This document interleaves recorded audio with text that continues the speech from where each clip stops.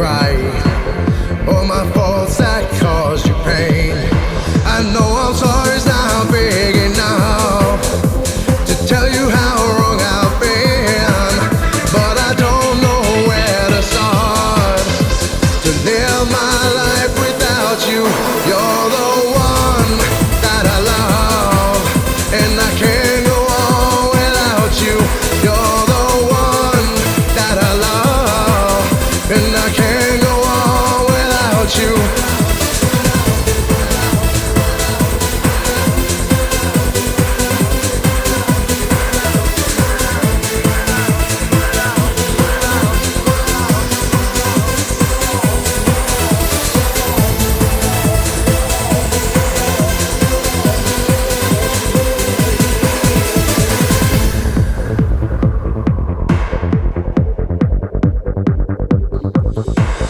As the days go passing by, my feelings stay the same.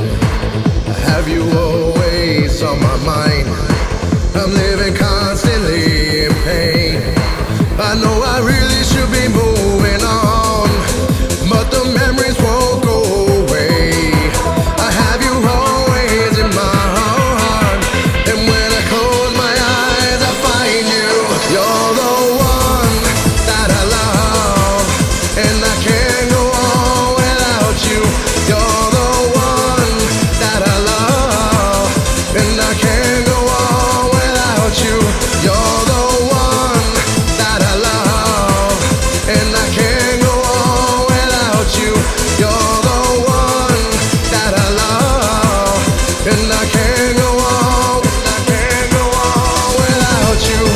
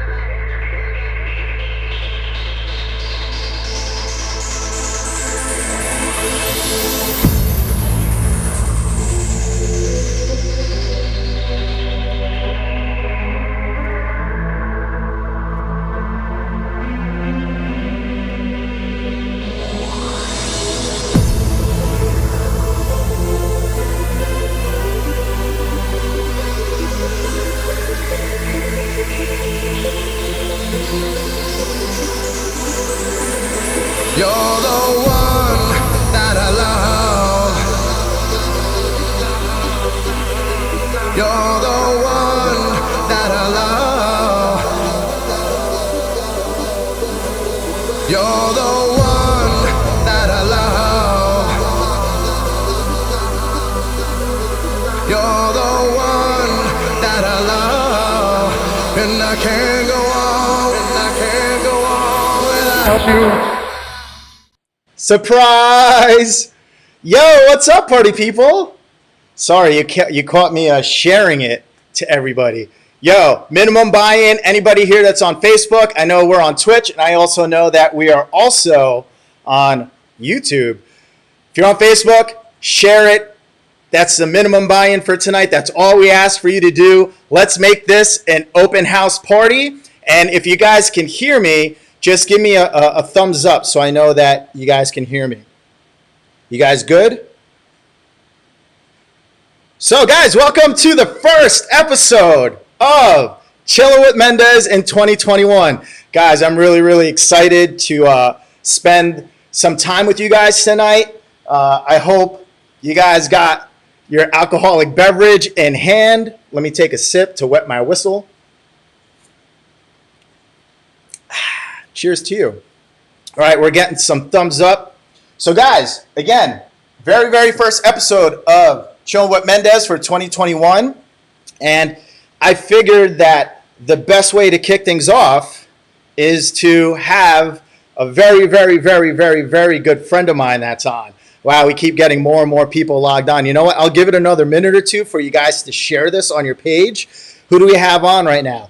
I think, yo, Sean Inc. What's up, bro? Yo, thank you so much for sharing it. You are the best. And if you don't share it, we're on the honor code right now. You have to do a minimum of 10 burpees if you did not share it. But also, I want to give a big shout out to everybody that's in the classics group right now that's tuned in. Thank you guys so very much. If you're looking to share it, you have to go over to Lost and Found. All right? Oh, snap. You know what I forgot? One quick announcement before we get started. See, I'm all over the place. I'm super, super pumped up right now. So, guys, on January 30th, I'm going to bring everybody together again. First and foremost, I just want to say thank you to everyone who tuned in for New Year's Eve. That was an amazing stream. We had over 100 people partying for New Year's Eve, and it was such a great experience that we're going to do it again, all right? So on the 30th of this month, on Future Stream, we're going to do it again. Andrew Mendez Classics. We're going to do it up New York City style. So last set was very vocal-based. This set, it's going to be all about them banging beats and some drums. So guys, it's going to be on Future Stream, so make sure that you make your way over to futurestream.tv/DJ Andrew Mendez. Early bird tickets are now available. So guys, again, let's do it up one last time. But let's move forward. We're moving forward. So tonight, very special night, first episode 2021. And I figured that tonight I would love to bring on somebody that truly means a lot to me. And I'm sure he meant a lot to you guys out there. And I just want to share a quick story. He doesn't know that I'm going to talk about this story right now, but I just want to set the vibe, set the tone, because it's all about good vibes. It's all about great stories. So many, many years ago, I have been shopping at Mondo Music. If you see all these records here since probably like 1991, 92. And sometime in between those years, and I was, on the radio, becoming a little bit more successful, there came a point in my career where I almost quit DJing. And the reason why I almost quit DJing was because my records got stolen out of the trunk of my car. It was a Tuesday night at Doc's. I had class the next morning at Jersey City State. And I was like, you know what? It's 3 o'clock in the morning. I got class at 6. I'm just going to leave my records in the car. What a stupid mistake. And you know what? My records got stolen out of my car the next day. I'm actually getting choked up because this was a pivotal moment in my life and in my career, because DJs that are listening, imagine 5 crates of records got stolen out of the trunk of your car. Imagine that heartache, that pain that you go through when you just lose your record collection. I didn't want to DJ anymore. It pulled the heart out of me. And I remember going to Mondo Music the next day, and I told David what happened. And you know what he did? And this shows you what kind of guy Dave Mondo is. He told me to go through his whole entire store, pick out anything I needed. He went in the back, found doubles of old tracks. I went through his used record bin. I went through every record bin that I could possibly think of at Mondo. And I almost replaced my whole entire collection. And he didn't collect a dime from me until I was able to pay him back.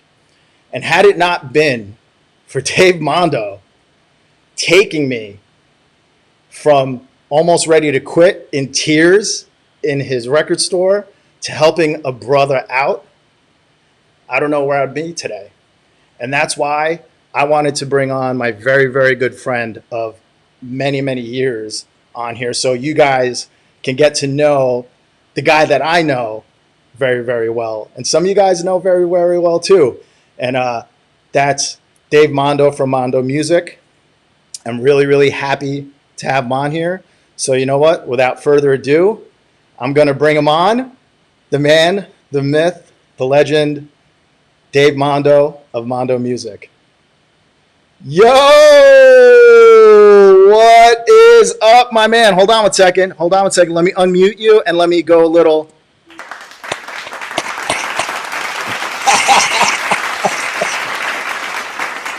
That was some story. I honestly don't remember it, but to hear you tell that story, wow. I don't know what to say. Dude. I'm a little choked up.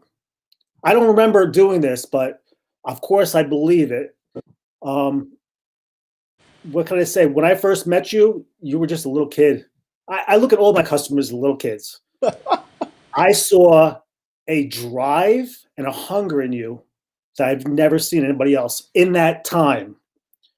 I said to myself, this kid can't like walk away from this. This kid has to continue. I knew there were big things for you coming around the horizon. So I did what I could do to help, I guess. I don't know. Dave, thank you so very much for that. I'm glad that I was able to bring back a little bit of one of many memories that I had in your stores for over the years. So, dude, I just want to personally thank you for what you did for me. I'm glad that I was able to bring. Thank you for being so good to me over the years and always coming back and supporting the store and supporting the industry. Thank you very much. And for what you're doing now, especially. Thank you, dude. Dude, I probably Treat pull you out. like you. Let's see. Yeah. Every record here is from Mondo Music, guys. Every record. I spent my whole life in that store alongside many of you guys. And if you spent your life savings and hours at Mondo Music, let me see you put those thumbs up in the comments, guys. Oh, Dave, man. What's up, brother? What can I say? You know, it's been a long time. That's 15 years ago that I shut the store down. It's been that long? It's been 15 years. This April will be 15 years. Woo. You know, we were merging in 2006 to a digital world, and I did my best to keep up with it, but there was no fighting it. I mean, when your customers are getting music for free online, you can't compete with free. Mm-hmm. So making that decision was one of the hardest things I've ever done in my life. That last month in the store, that April, was tough. Because I knew I would never experience it again, and I haven't.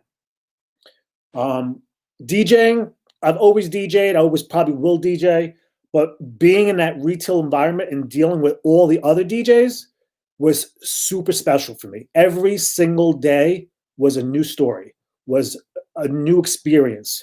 You know, people that had hardships or, you know, couldn't get what they wanted to get. Anything I could do to help them, I tried to help. That was the whole goal of this. It wasn't like that in the beginning, but that's what the goal turned into as that crazy puzzle I was putting together formed. I really just wanted to open doors for people, help people. I wasn't looking for financial return. I was really looking for them to be successful and maybe remember me someday, like you just did. That's all I ever wanted. And you just made one of my dreams come true by that sharing that story. That's special to me. Dude, I'm sure you made so many people feel the same exact way. And God, this feed is blown up with such good vibes, such good energy. Guys, thank you so much for tuning in. Just continue to share the page. Let's, like I said, make it an open house party. But you know what? Not many people know the history behind yourself, how you got started, but also where Mondo Music first started. But before we get to that, like, what brought you into the whole entire music career? Like, what was that like for you? Well, I mean, I was always DJing, doing events, small parties in the beginning, but by 1986 or so, I really started getting into the weddings and doing the bigger events. There was no money. Even back then, the money wasn't really great, but the fact that you were doing the bigger events was very fulfilling for me. All this time I was doing the events from 87, 88, 89. I was always working a full-time job, hustling, going from one job to another. Never satisfied with what I was doing because it wasn't my passion. DJing was my passion. Music was my passion. So fast forward to 1990. I'm a 26-year-old kid who knows nothing about the music industry. All I know is how to rock a wedding dance floor or rock a dance floor at a Sweet 16. It's 1990. I'm 26 years old. I'm working some dead-end job somewhere. I'm miserable. I was only at this job for like a month and a half. I went to lunch. This was the beginning of the year in 1990. I went to lunch. I sat there and looked down at I was at some pizzeria somewhere right outside my shop. I'm like, I'm miserable. I don't want to be here anymore. I went home. Never went back to the job. Never collected my last check. I just went home. My mother was like, what the hell are you doing here? I'm like, I can't do it anymore. I need to do something for me. I need to be in the music industry. I need to do something my way. I need to develop my life or a career outside of DJing. I got to do something that I want to do. So my dad comes home and he says, "What's going on with you? Why'd you quit?" I told him what I wanted to do. I wanted to open up a shop just for DJs, not for people in bands, not for karaoke guys, just DJs. I want to sell gear, speakers, turntables, amps, mixers. He looks at me and he says, "How many speakers do you have to sell per day to pay the rent, to pay the insurance?" I'm like, "That's a good point." He goes, "What do you DJs buy daily?" I said, "Music." He goes, "Well, there you go. You need to put something on the shelf that's going to sell daily, not something that people buy once a year, twice a year." All right, fine. I'll open up a music store. I had no clue what I was doing. I didn't know what distributors to go to or how to set it up or what to bring in, what was hot, what was not. I mean, I was buying for weddings and buying for parties, but owning a music store is a whole different ball game. Mm-hmm. So he comes in and he starts building record bins for me for the store. He starts painting, me and him together, just my dad, starts painting this. We rented a store in Lyndhurst, 750 square feet. It was a tiny little hole in the wall, but it was a start. We built record bins, we built everything ourselves because I couldn't afford to buy fixtures. Wow. I put an order in for music from a distributor that I found online that I didn't know any better. They really didn't have much. Then I found somebody in South Jersey, I think it was called Princeton Record Exchange, Princeton, Jersey Record Exchange. Every record was 99 cents. I called them up and I said, "I want to buy a couple thousand records. What kind of a deal are you going to give me?" They gave me a deal of 25 cents a record. Wow. I bought a few thousand. I went in and bought a few thousand records, a mixture of everything, not knowing what I was getting, but it was all used. I filled my bins with used records, not knowing what I had in the bins. I started that way. I was doing gigs on the weekends and using the money I got from the gigs to pay the rent to keep the store alive. Wow. I did this for about a year and a half. This is about the time I met you. Yeah. A year and a half of not knowing what distributors to use, not knowing where to buy stuff. That's the key to any business. Until finally I did some research and I talked to a few people in the industry that I just met. And they said, "You got to check out this distributor, that distributor." Finally, these light bulbs are going on. And I'm thinking, wow, this distributor has a lot of good stuff. That distributor has a lot. They were all different. Each one was specializing in different genres. But I was still not happy. The customers were not coming in. I was up against a lot of competition at the time. Not so much for the gear, because I wasn't doing a lot of gear, but with the music, we were dealing with Mickey Music in Belleville. There was Face the Music in Nutley. Wow. These guys were in business for a while. Long time. I wasn't gonna beat them. They had the customer, they had the loyalty. So for the first couple of years, there was a couple of times where I just said, "I'm done." I told my dad, I'm closing the store, I'm done. This is not working out. And he's like, "You got to give it another shot." He goes, "No business is successful in the first 3 years. You got to take 3 years hit." He goes, in the third year, if you don't make it, you can close it down. We're fine. So I walked into Joey's in Clifton one night. This is probably 92-ish. Mm-hmm. Glenn Friscia is doing a guest spot. Glenn Friscia? Glenn Friscia, who I idolize because that's all, every Saturday night, that's all you heard. And I'm like, interesting. Now I'm sitting in a record store all week with barely any customers, barely making the rent. There's Glenn Friscia. I'm like, let me talk to this guy. Maybe I can get some advice. Maybe I can, network a little bit. I go into the booth, introduce myself. We start talking in between his mixes. And I could feel that he kind of takes a shine to me. I took a shine to him because, of course, I'm in awe. I'm meeting someone who's on a radio, so I was a little starstruck. Yeah. And we start talking. We exchanged numbers, and we talked after that. Let me tell you something. Glenn opened up his heart to me, which he didn't have to do. I was nobody. I told him I had a record store. I told him that things were rough. He kind of gave me some pointers, and he goes, "Call me tomorrow." I called him. He says, "You know what you got to do?" He goes, "Why don't you come down to the station?" He goes, "Watch what I do with the mix show. Listen to the records I play." He goes, "And you'll get a good idea of what is going to be selling, because this is what sells in New York." So I took a ride on a Friday night to New York to Hot 103. Whoa. I go up to the station. This is the dance station at the time. I go up to the station. Glenn lets me in. We go into this private room, and he brings me in. Now the on-air DJ is in another room broadcasting. I'm in that room with a speaker listening to what the other DJs broadcasting while Glenn is getting his mix show ready. Now I'm thinking he has his mix show already done. He's going to hand it in and we're going to leave. He says, no, I see 2 reel-to-reels tapes on the deck. And he's going back and forth and he's splicing the mixes on a reel-to-reel together. I looked at him. I was like, my mouth was just open the whole time. I'm like, wow. What are you doing? Reel to reel. He's like, reel to reel. He goes, this is the way I mix my shows, reel to reel. And I'm watching him use the tape to splice the mixes together and then run them through the reel to make sure they sound good. And he's going back and forth. He did this for like an hour. After he was done, he goes, all right, I'm done. He puts the mix on and they broadcast. So we hang out for a while. When we went into the first commercial, Glenn he's petrified of being on a microphone. And if he's listening right now, he's probably going to get very mad at me, but you put a microphone in front of Glenn and he runs. This guy got on the mic right before we broke for commercial. And he says, guys, if you like what I'm playing tonight, you need to hit the record store in Jersey called Mondo Music. The next day, my life changed.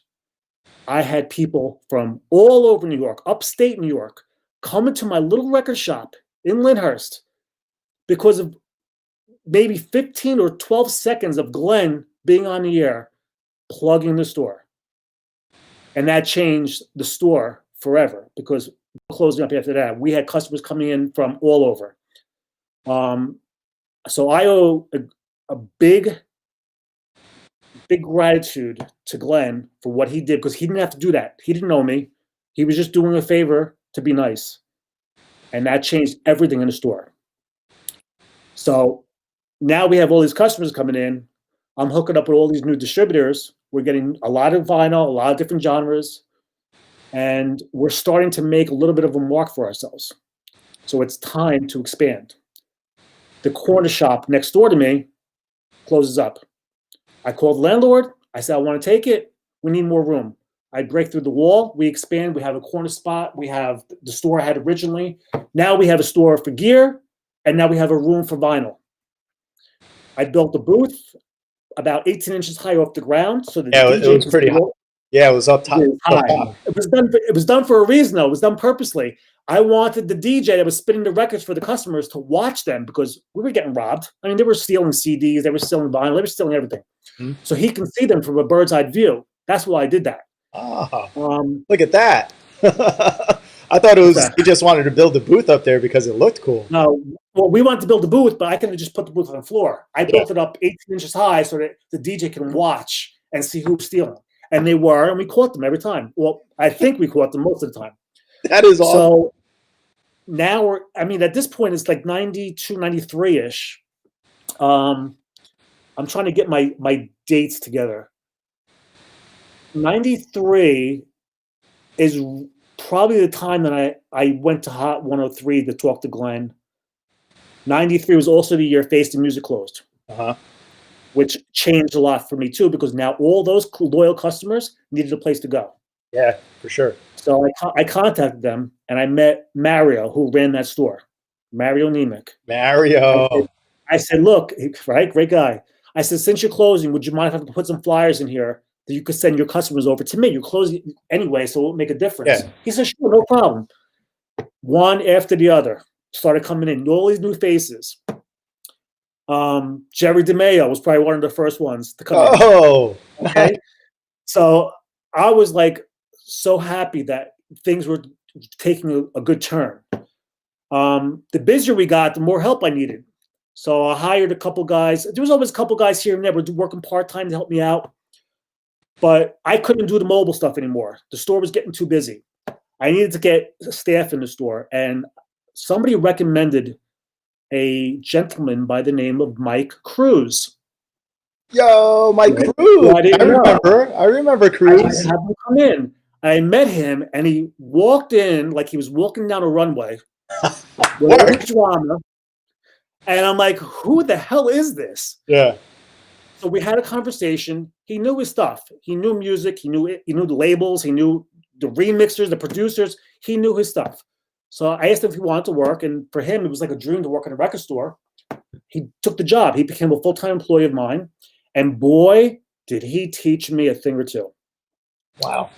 With all the drama that he was about, there was no filter with him. There was no off button with him. It was just a show all day long. I watched the reaction from the customers. He started to make friends with one customer after the other. They all loved him. They came in just to see what he was going to say or do next. Oh, yeah. So that really molded me as an employer of how to hire, how to bring in the proper people that are not only going to attract new customers, are going to keep new customers and build relationships.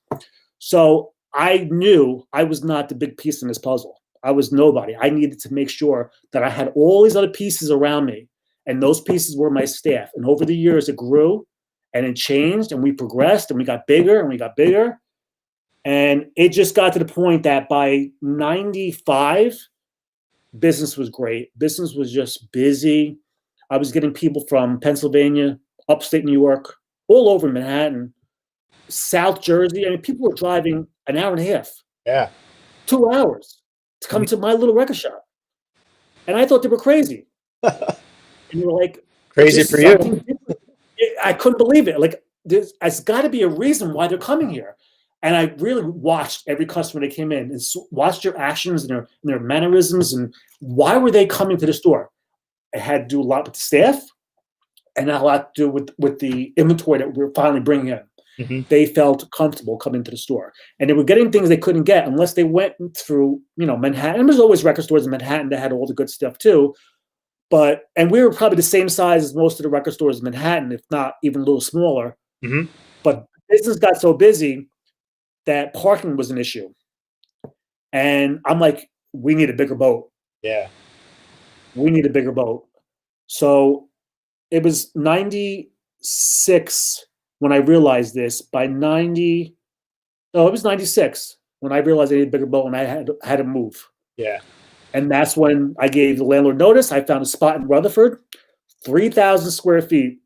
Of magic. Well, let me tell you, it was 3,000 square feet of like warehouse space. It was just empty. Yeah. And I had to figure out how was I going to make this into a music store. So what I decided was I needed to make this look and feel like a nightclub or a lounge at the very least. Mm-hmm. I spray painted everything black. The ceiling, the walls, everything was black. Mm-hmm. I put in couches.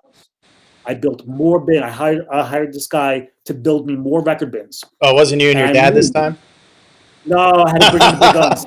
My dad did. It's funny. The record bins. The first time we bought bookshelves, we laid them flat on a table that we built, and we separated the bookshelves by 12 and a half inches to fit in records. Wow, dude, that you know what, that store on Stuyvesant was magical, and you did a lot of really great things there, and you also had a lot of great people shopping in that store.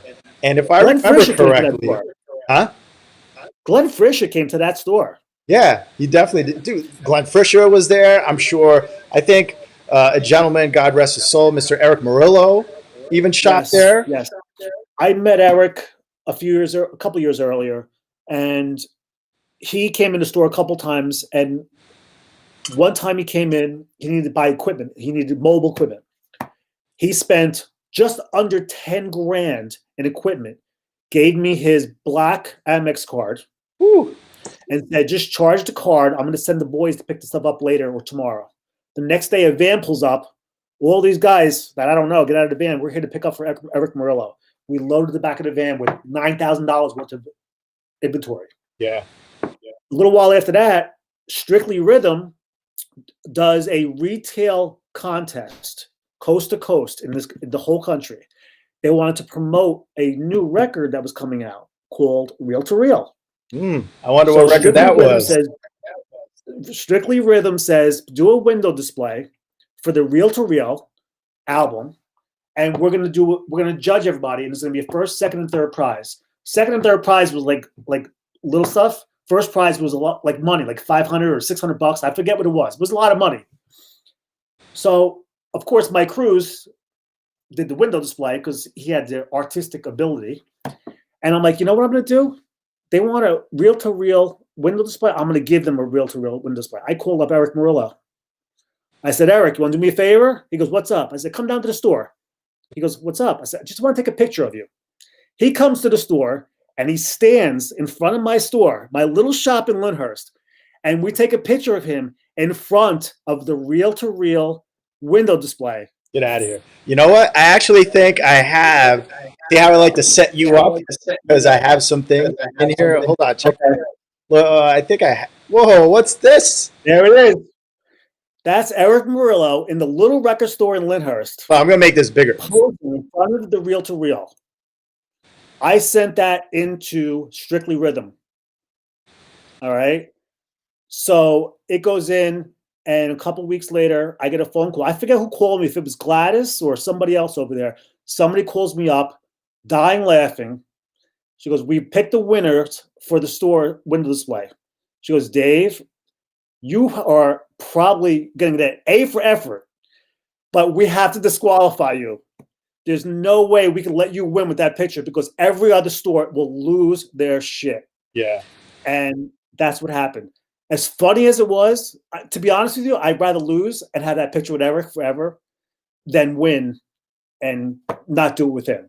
I just thought it was a clever ruse to have him in front of the window. Yeah. And I thought I had it locked up, to be honest with you. Mm-hmm. But yeah, I was disqualified because I was unfair advantage, I said. Unfair advantage. I don't think. Hey, man, you gotta. When it comes to competition, you got to pull out the strings, and you know what? You pulled that out. He was a great guy. He was very easy to talk to. He had no problem doing it. It was a lot of fun. Mm-hmm. Well, I see in the back there you have a Sandy B autograph. Sandy B was at the store too, right? Because I think hold on, I think I got a little something here too. Boy, whoa! Look at this old school picture. If she's watching right now, because I still look talk at that. to Sandy, we're friends. If she's watching right now, she's gonna lose her shit because she hates that picture. She goes, "Oh my god!" She goes, "Why didn't I dress properly for the shot?" I'm like, Sandy, you look beautiful. Stop. So she came to again my little store in Lyndhurst, and she did an in-store sign for "Make the World Go Round," which was huge record. Huge, deep dish. She sat there and she signed records for the customers.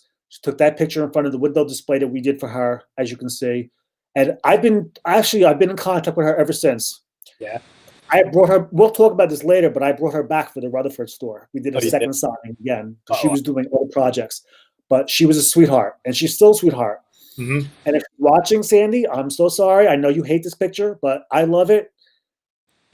And I have your signed record on the wall right behind me, and it will always be there. That's amazing. I mean, you had a bunch of people that started off that store as well. Like who off the top of your head, who else came? As far as DJs? Yeah. You know what? I think once Face the Music closed down, I picked up a lot of their customers. I know Kirk Lopez, I think, stopped in many times. He became a serious customer later, but he was shopping in a lot of different stores, and he lived kind of far away. Jerry DeBeo started coming in, who also lived far away. Yeah. I don't know. I mean, Glenn would still stop in once in a while. And to be honest with you, there was no social media back then. I needed a way to advertise. Yeah. And cable TV was like the thing. There were like these local commercials on cable TV. Yeah. So I called Glenn and I said, look, I appreciate what you did for me at Hot 103. Would you like to do me one more favor? He's like, what's that? I said, the only way I can advertise right now is, because I can't afford to do ads on a radio. I'm too small, is cable. I can do an ad on cable TV, which will be like a 30-second or a 60-second spot, but it's a video. I want you to be in the video. I want people to see and hear you, not me. He was so reluctant because he hated being in front of the camera. I finally got him to come down, and we shot the video in the store. And basically all he had to say was this: if you guys like what I play every Saturday night on New York radio, whatever station was on at the time, you got to come here. You got to come to Mondo Music in Lyndhurst. That's what he had to say. And he did, and that aired, and he hated me for it. For years after that, I heard so much shit from him. Oh, I wish I had a clip of that. You know what? I looked for it. I can't find it. But that was the only way really to advertise. And then different things started happening. There was a Stepping Out magazine, which people like looked at as the Bible of what was happening week to week in Clubland. We advertised in different ways as time went on. Once we moved to Rutherford, that's when we started doing the bigger things, which we'll talk about later. But yeah.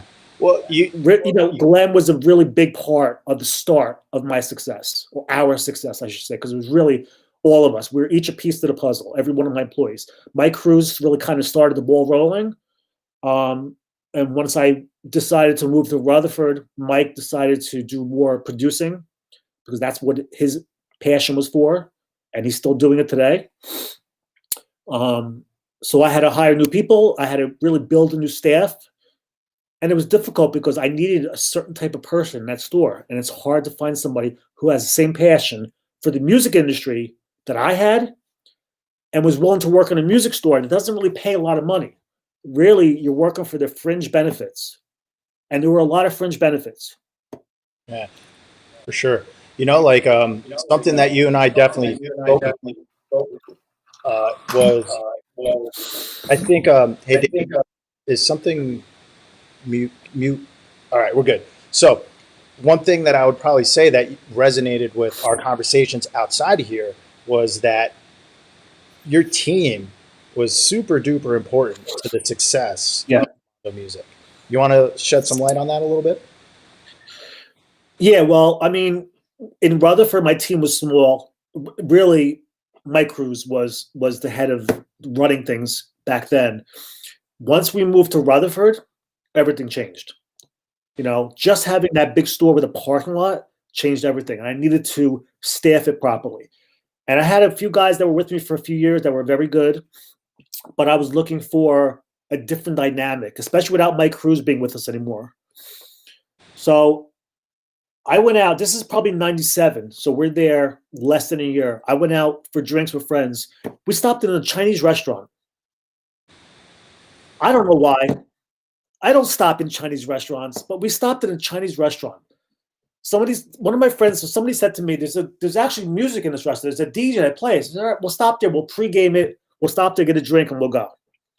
I walk into a Chinese restaurant to the odor of egg rolls and poo-poo platters. And I hear house beats, the far side of the room. And I'm hearing house beats. I'm like, house beats and poo-poo platter don't go. No. I'm like, what's going on here? So my friends are at the bar. I'm like, just get me a drink. I'll be right back. Me. I hear house beat. I got to see what's going on. Uh-huh. I walk in another room in this neon lit Chinese restaurant, and there's a guy in the corner DJing, spinning house music, good house music. I'm not talking cheesy pop music. And I'm like, what the hell is wrong with this picture? This doesn't belong. So I walked over to him and just engaged in a conversation. Immediately, I liked him.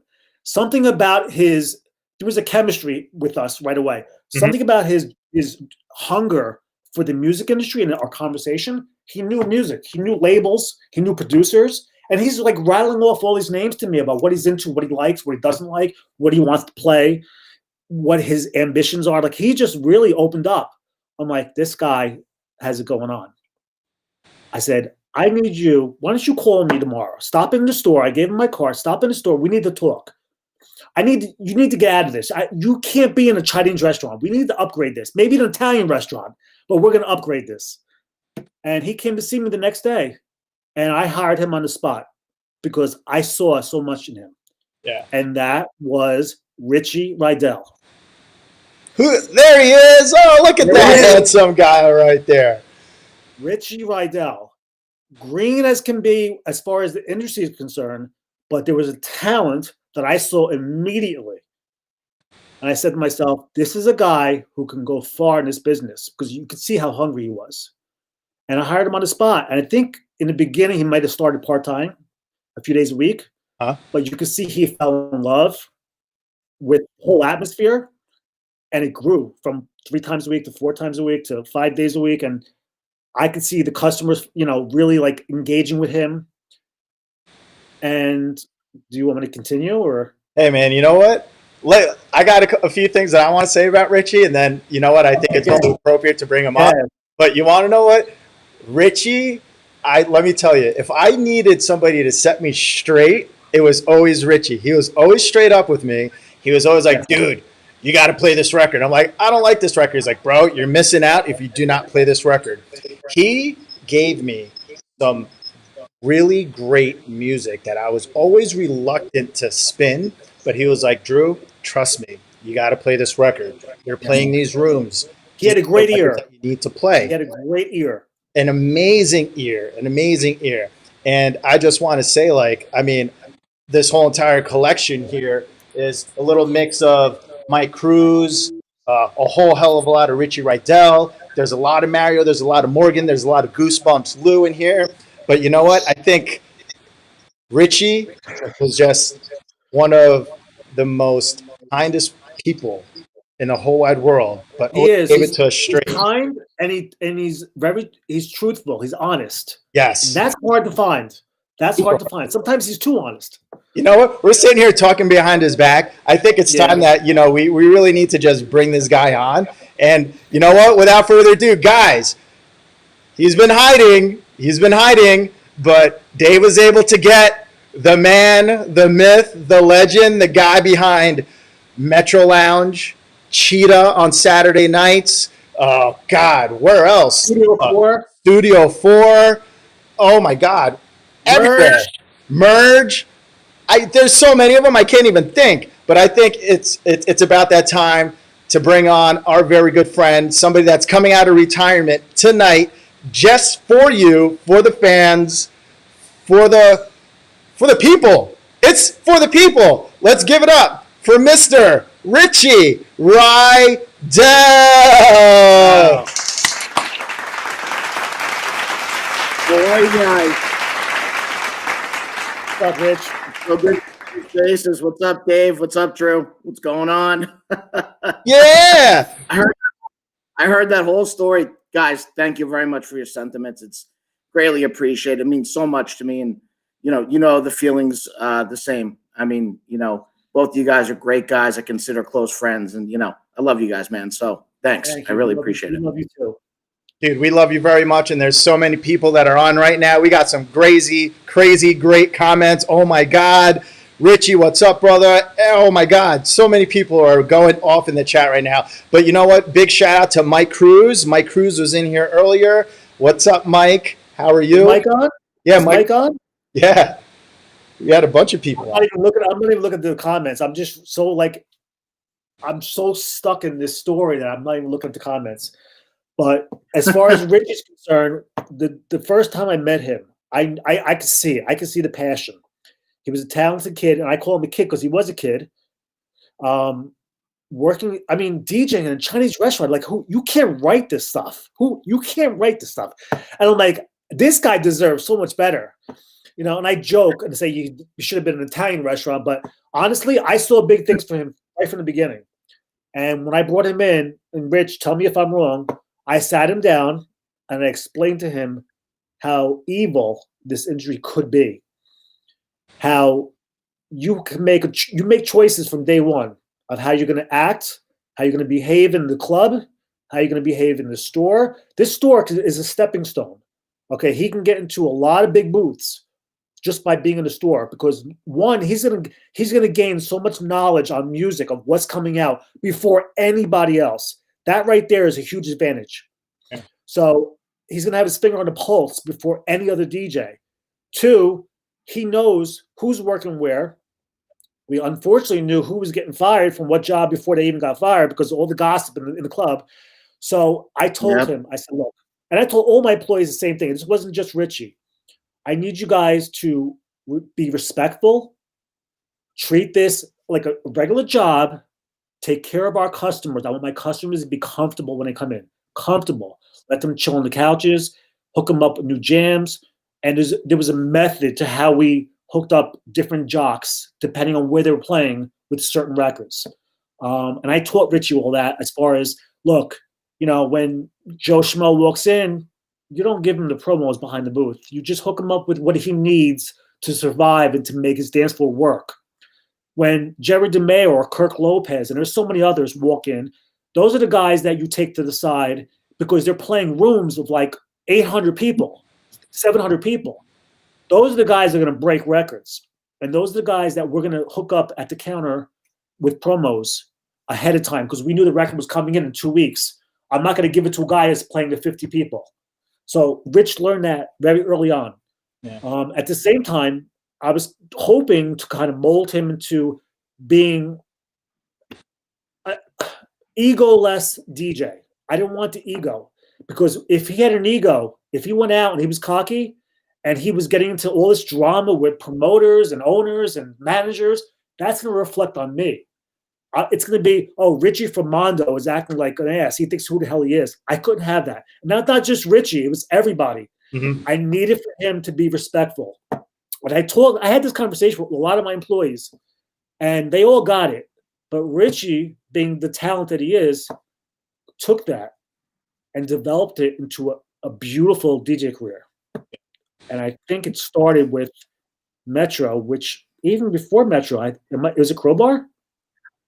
Kind of before that. So can I elaborate on the Chinese restaurant? It's all you. So it's my senior year of college. I'm going into my senior year. It's the summer.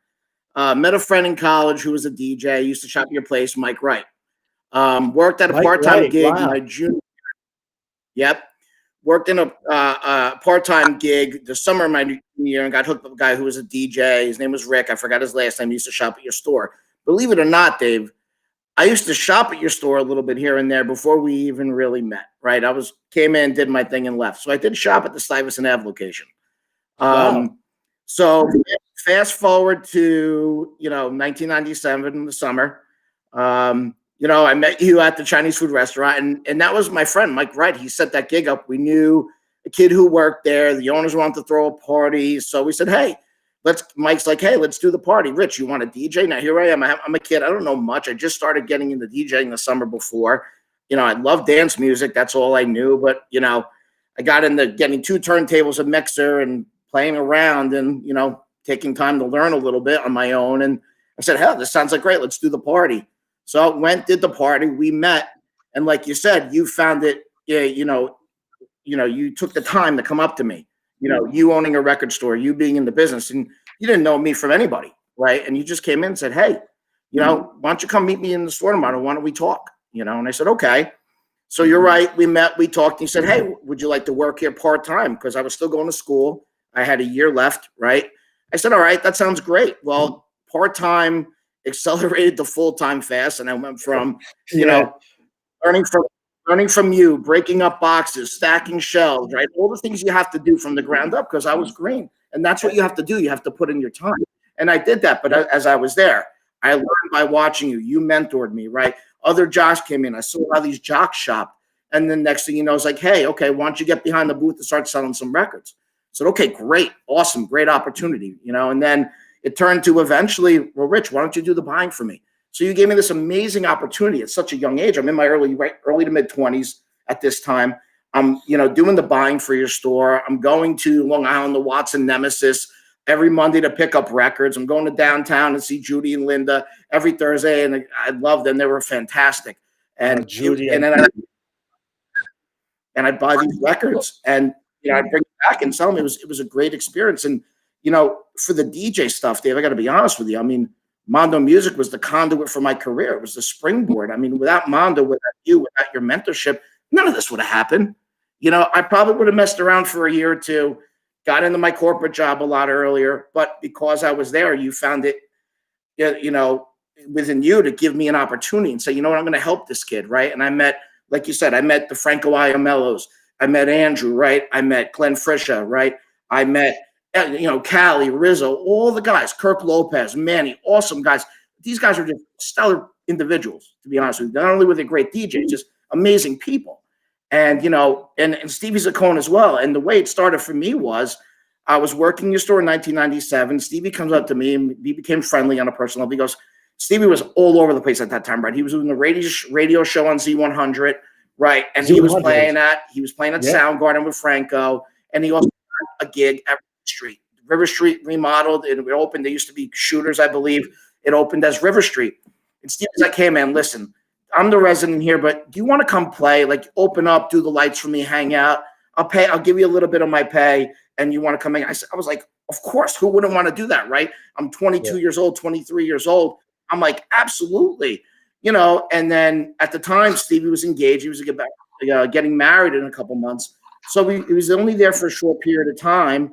Then he decided, hey, Rich, you know what? I can't do this gig anymore. I'm married. We're going to plan a family. I'm still going to do my thing at Soundgarden, but do you want the gig? You can have it if it's yours.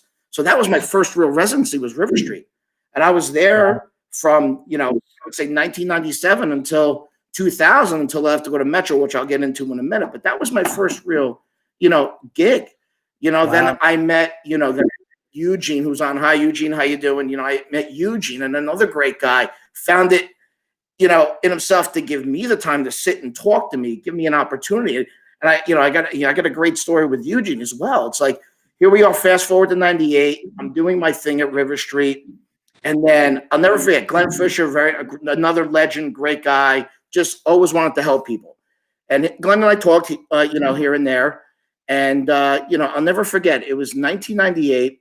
It's a Saturday night. It's like 9:40. I'm not doing anything that Saturday. Soundgarden's the place to be on Saturday. And Franco's a resident there at the time. So I get a call from Glenn Fisher. He goes, Rich, would you want to DJ Soundgarden tonight? And I'm like, what? And he goes, yeah. He goes, look, Franco can't make it. He's stuck in LA. His flight got delayed. I can't get there. I recommended you to Eugene. I said, when do I need to be there? In 20 minutes. Dave, I worked out and I got there in 15. Okay. It was like the biggest deal to me. I was so excited. Eugene called me. All right, you ready? Come on over. I got there. And now remember, I used to hang out at Soundgarden. I loved that place. I was a patron. Of Chicago's when I was young. I mean, it was like the biggest deal in the world. In 1998, the music scene was really blowing up. Everybody was going there. And the people I was hanging out with, now all of a sudden, I'm playing in front of it. It was like 1,000 people there. It was just incredible. And without Mondo and meeting Eugene and meeting Glenn and all these people, finding it in themselves to give me an opportunity, none of this would have happened. To get to where you go in life, everybody needs a little help, right? And I was fortunate enough. Yeah, and I was fortunate enough where in your store, you found it enough in you to introduce me to all these people, give me opportunity. Eugene gave me opportunity, right?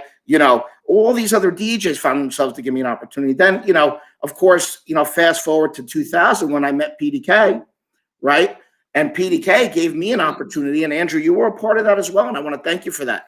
PDK gave me an opportunity to say, hey, do you want to DJ Metro? Alex Coviello decided to, step away, who I was friends with, and another great DJ. Alex was always at your shop. He was a big jock, broke records, and a very talented DJ. And Petey's like, do you want to do it? And then 2000 said, let's go for it. And here we are, in 2021, not only is Petey like family to me, but he gave me so much opportunity to do Metro, to do Studio 4, Merge, everywhere. And, we even do some classics gigs, right? And over the last year, bunch of years, once or twice a year, right? So not only did I get a great experience and an opportunity and something amazing, but Pete found it in himself to believe in me. And that was all through Mondo Music. And again, if I didn't have that, David, it wouldn't have materialized the way it did at all. So you know what? I was nervous a little bit when you started at Metro because I knew what that room was doing. I knew what that room could do. I knew the clientele that was going there. It was a big room. It was a nice room. I was a little nervous that you were going to blow up so big from that one room. It was going to go to your head. You were going to leave the store, jump in the club full time every week, and then maybe something would happen where it wasn't going to work out and you were left with no job. I took you to the side, I think, before you started there and had a talk with you about just conduct yourself in a professional manner and be very leery about the people around you. PDK, no problem with him. It's everybody else, the promoters and the people who come in, sometimes the customers. I wanted you to succeed. I just didn't want it to go to your head. I wanted to keep you grounded. I think the store was a very important part of keeping you grounded, not just you and other guys too that work there, because everybody wants the spotlight to be on them. They want their name up in lights on the billboard outside the club. But at the end of the night, you're still you. And I knew you had a great personality. You had a great head on your shoulders. You were very intelligent. And you weren't looking to be the famous guy at Metro Lounge, but if it happened, it happened. I was just hoping and praying that it wasn't going to ruin what you were building in the store, because the customers loved you. I didn't want to lose you. And I mean, if I lost you to a big paying job, a corporate job, that's one thing. But to lose you because you just wanted to DJ 2 nights a week in a big giant club, I knew that wasn't going to last forever. The longevity part of it, and I guess I was trying to be a big brother and just look out for you, because I knew about the sharks and the snakes that are in this business. And I knew that once they got in your ear, maybe they would like dangle stuff in front of you to get you to leave the store and you didn't. You stuck to your ground. You were respectful the entire time. You never talked shade on anybody. And I would say it if you did, because I wouldn't even be talking to you if you did. You were so respectful, and you came to work the next day or the next week, and it was business as usual with you. It was no big deal. And this is when you were doing Metro Lounge, and then later it was Merge and Studio 4 and all these other things. You were doing a lot of shit. And anybody else, it would have went to their head. It didn't with you. And that's why I'm so proud. I am so proud of you that I had an opportunity to get to know you, work with you, and kind of hopefully guide you in the right direction, so that when you made it as big as you did, you didn't make the mistakes that so many DJs make. That ego will kill you and bury you every time. Yeah. And Dave, everything you said, thank you. And I appreciate that. And I want you to know that everything you always said to me resonated, right? And I try to conduct myself in an honest, professional manner, always, right? Because this is a privilege, and it can get taken away at any time, right? Yep. Everybody knows this is a very fickle business, right?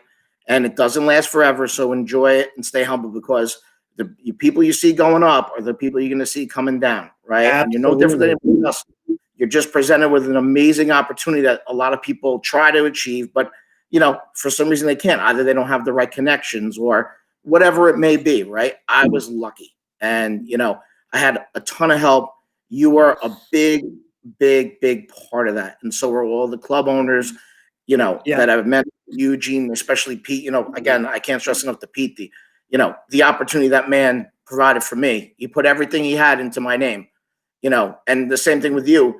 He wanted to make sure that I would stay loyal and humble to him if he's going to do that. And listen, to this, nobody in this business, or any business for that matter, nobody does it alone. We all have friends that help us.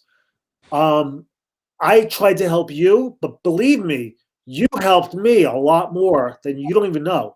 Just being in the store at some point, when you really hit the level of working Merge, Metro, and all these other clubs, staying with the store meant a lot to me. And it meant a lot to the brand that we were building. There are a lot of pieces to our puzzle, and most people don't know. They came in, they got their records, or people, many of the people in Clubland that weren't DJs that came to 50% of our business were DJs. There was another 50% that came in that were just the club goers that saw you play at Cheetah, or saw you play at, Metro, or maybe they knew Lou and they were following Lou. This is what I built. What I built was a staff of guys that loved the industry, loved the music, loved the passion of what they were doing, their craft, and they took it and they brought it back to the store each and every week, so the customers would keep coming back to engage with you guys. That's what it was all about. You had a good head on your shoulders, and you always did. We had some employees that I knew after 2, I had to let them go because they weren't fit for the business. There were guys that lasted 2 days in our store. All right, and there were guys. Well, you're there to work, right? You're there to work. So with you, bro, I mean, let me tell you, I've never been more proud. Thank you very much. And I'm feel very fortunate to have met you. And I do thank you for everything you did, because it was a life-changing thing for me. And you were a big part of that. So thanks. And I thank you for what you've done for all of us at the store and everybody in DJ land. You did a lot. You were an icon. You became an icon. And I am just proud to be a small part of it, to give you that little bit of a boost. And you took it from there. And you did not embarrass me one bit. And that was always my biggest fear with everybody. Don't embarrass the brand. Don't embarrass the name. Just please go out there and be respectful. Do your job, rock your dance floor, get your paycheck, and go the fuck home. Right? I told you all the time. Go home. Don't get involved with the promoters and the drama and all this other stuff. No bullshit. Nope, that's exactly what I did. You know, No time for it. You were perfect. I wish I had 5 more of you. If I had 5 more of you, I'd be in Visa right now. Yeah.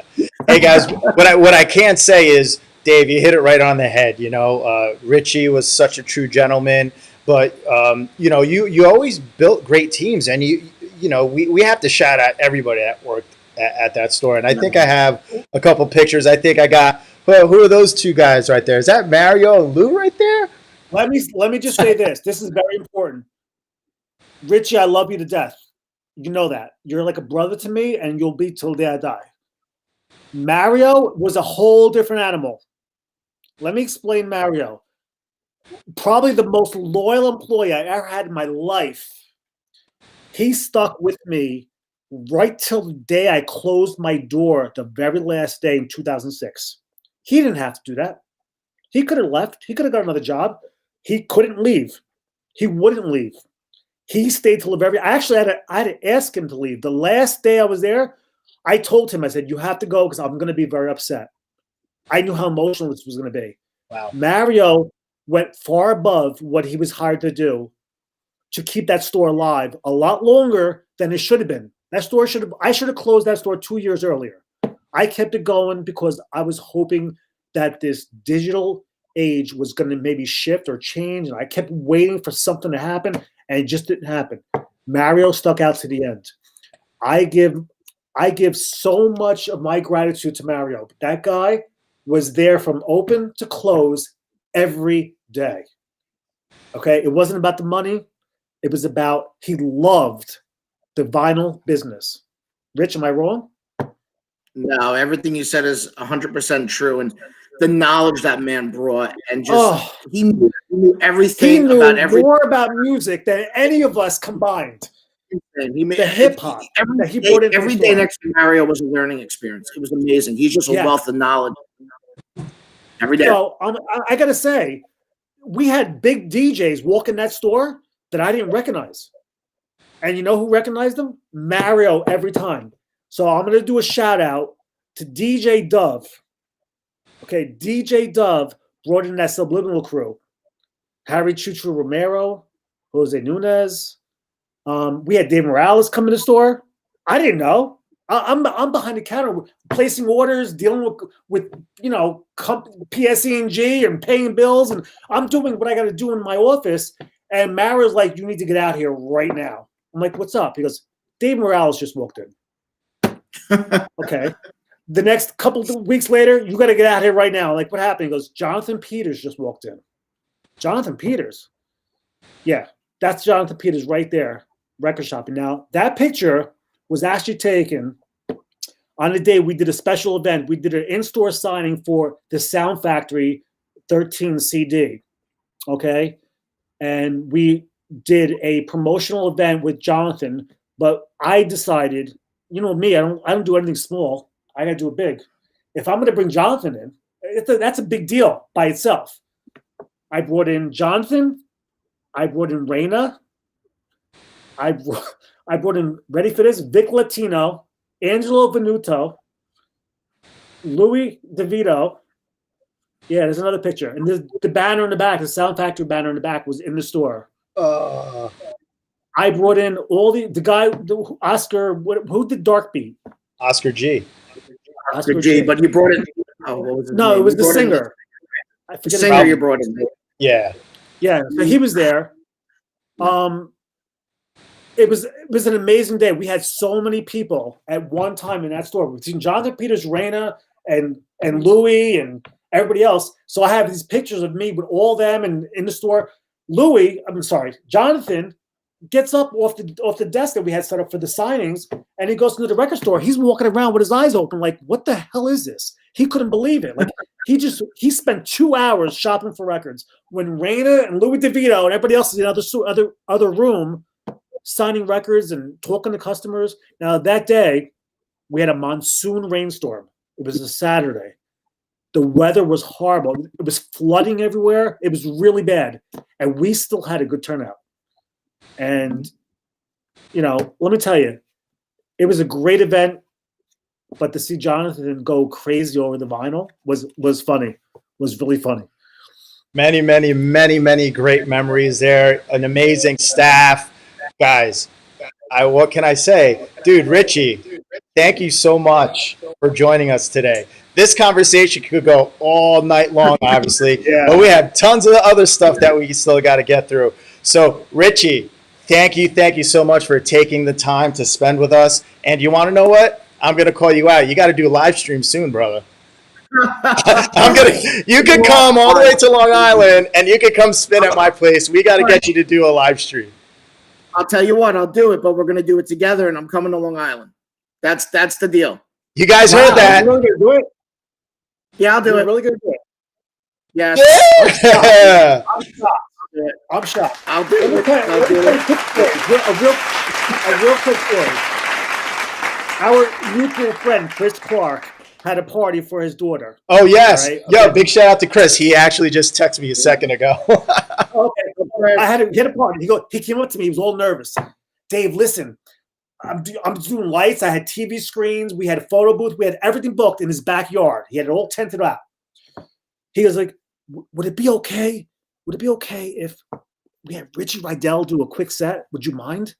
I'm like, are you kidding me? I said, he can do a 3-hour set. Call him right now. And Richie came in and did a set, which was supposed to be maybe an hour. I said, Rich, just take it, bro. Just let it go. They loved it. It was a great classic set. And I want to thank Chris Clark for making that happen. Big shout out to Chris Clark. Guys, you heard it. Richie Rydell is going to drive to Long Island, and we're going to throw down. We got to put that on. We got to put that on. You have my word. We'll get it on the calendar. Dude, Richie, thank you so much for joining us tonight, brother. Guys, thank you so much. It was great seeing you guys. Dave, again, thanks for everything, and enjoy Rich, the rest of your night. I wish you all the best. Thank you so much for stopping me. Thank you. Thank you. Take care, guys. All right, Richie. Wow. I'm not gonna lie. I got goosebumps. Yeah, big time. You know what? I don't see you guys for so long. This is 15 years later. Mm-hmm. This is very emotional for me. I've seen Richie a couple times over the years, but it's not the same. Back then we were like brothers. Mm-hmm. I used to go to Metro Lounge and watch him rock records and sit in a booth and watch him work. And this was such a weird experience tonight to see him again. That's what Chillin with Mendez is. We bring people together. Thank you. So, before we move on to Extreme Records, is there? Let's see, who else from the Mondo family? You had DJ Morgan E. You had Mario. You had Lou Goosebumps. Who else can we shout out real quick? I think that's really those are the guys. I mean, Lou was a big part of it. Like once Richie stopped doing the buying, I put Lou on it, and Lou really changed the story. He brought a lot of house music, like deep house. Awesome. He brought in a different genre that we really weren't focusing on. So he brought in some new clientele by buying different type of records. So I owe a lot to Lou. Nice. Dude, what a journey. We could be talking for hours, but there's still another portion that we got to talk about, and that's the journey through Extreme Records, an amazing label that had a very, very good run. It had some really, really great tunes. And how did it all start? I mean, who's your first artist on Extreme Records? I think, well, not the very first. The first couple of records that came out were just like club tracks because I was feeling the waters. I was kind of like trying to see how this is going to work.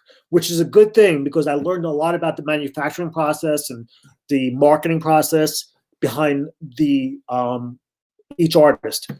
But then I was brought a tape of a girl named Lisa Pure, and the name of the song was Rain Falls. Rain Falls Heavier. So she comes in the office, and she's, young, again, I say young kid because they were all young to me. So a young kid comes in, she's full of piss and vinegar, and she's hungry, and she wants to get on stage. That's all she wanted to do is be on stage. That's all she wanted. I want to be on stage. And that's what I like to hear. I want to hear someone who wants to work and be on stage and be noticed. And this girl had some voice. So I come up with a demo of Rain Falls Heavier. I love it. I'm like, you know what? Let's put this out and see what happens. So we put it out, and it tested very well. So immediately I decided to do something different.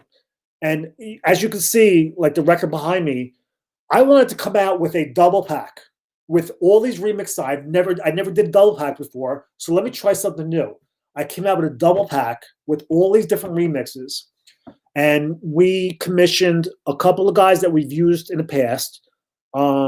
Mike Ski being one of them. And he did his remix, and we had a couple other remixes, and we put out a double record set, and we did artwork for the front. I mean, we really spent a lot of money putting this out. And the record was getting a lot of play in the clubs, and I was proud. It was a good record.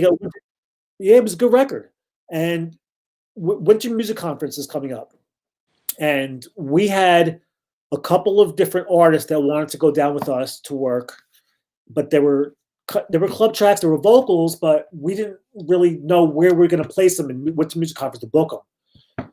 And Lisa came to me, and she's like, I would come if you guys want me. So I footed the bill, and I said, you got to come down. She didn't want no money. She didn't care about money. She wanted to be on stage. And this girl went on stage, and she killed it. Nice. She killed it. And she made me proud. She made me proud every day after that because all she wanted to do was be successful. It wasn't about the money. It wasn't about even the fame. It was about being successful.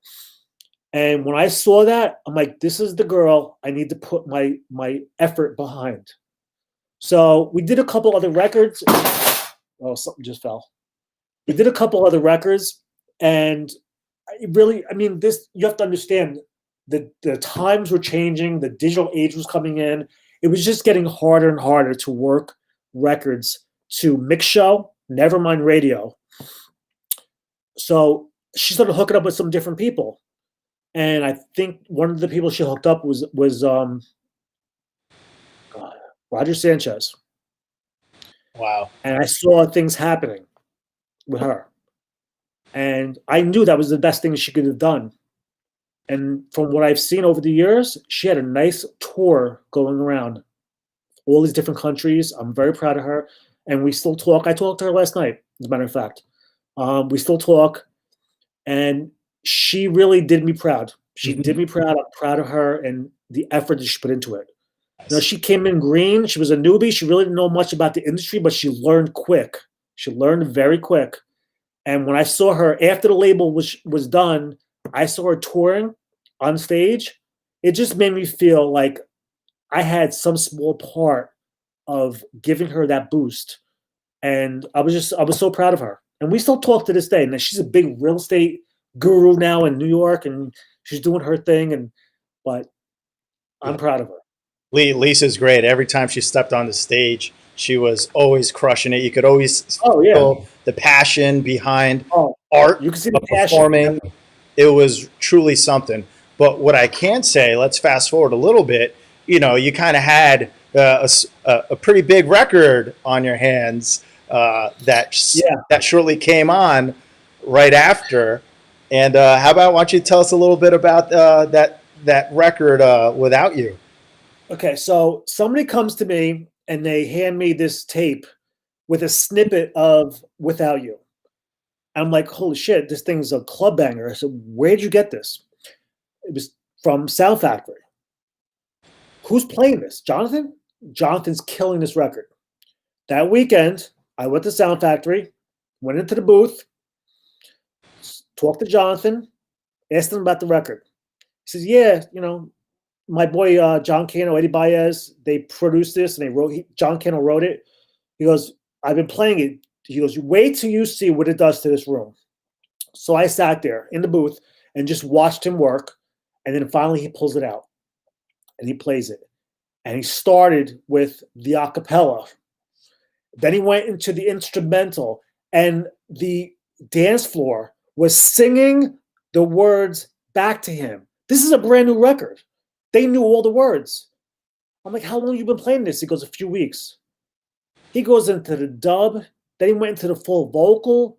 I mean, we're talking 30 minutes. He was rocking this record. And that dance floor was reacting like I've never seen before. I'm like, I need to get this record signed. I have to. So I was lucky enough to be able to get into contact with John Cano and Eddie Baez, and we sat down. We signed. I actually met them at a mall in Jersey City. I walked into that mall with a contract in my hand and a check. Come on, in Jersey City? Jersey City. Wow. Signed the record in the mall. I think Rich was there too. I met Rich for the first time. And Rich, of course, was a gentleman. So signed the record. I could not get back to my office fast enough to get this thing pressed. Even though like Jonathan was playing it, I needed to get it out to the masses. And we already had a promo guy that was going to work it to mix show across the country. I couldn't wait to get this record worked. So yeah, that's the way it happened. I mean, I just got it back to the office and we went into production the following week, and I couldn't get the record out fast enough. And we had acetates back then that we were able to get within a day that I was given to certain guys. Richie was one of them. I think he rocked it at Metro. He had the acetate. I gave him an acetate. And I went to Metro that weekend to just see the reaction in Jersey and killed, because everybody that went to Metro was going to Sound Factor. So they knew the record already. Yeah.